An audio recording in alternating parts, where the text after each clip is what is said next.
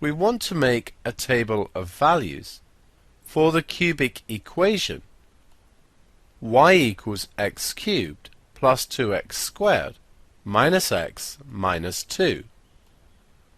For integer values, that's whole number values, of x from minus 3 to 2.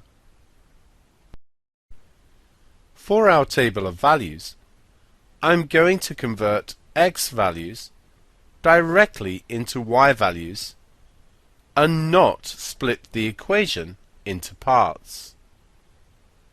Our x values go from minus 3 up to 2 using only whole numbers. Substitute minus 3 into the equation. We get minus 3 cubed plus twice minus 3 squared. Take away minus 3, take away 2. If you're working this out on a calculator, input everything here directly, including the brackets. Without the calculator, minus 3 cubed is minus 27. This would be 2 times 9, which is 18. This would become plus 3, and this is minus 2.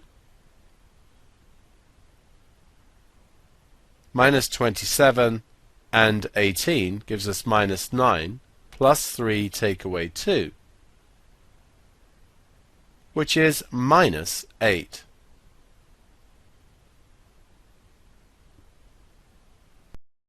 Doing the same for the other values, we get 0,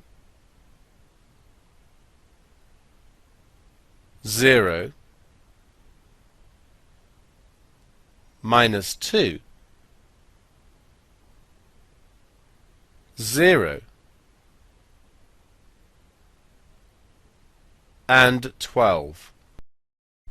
If you were trying to plot the curve, you'd find that these points don't give you enough detail.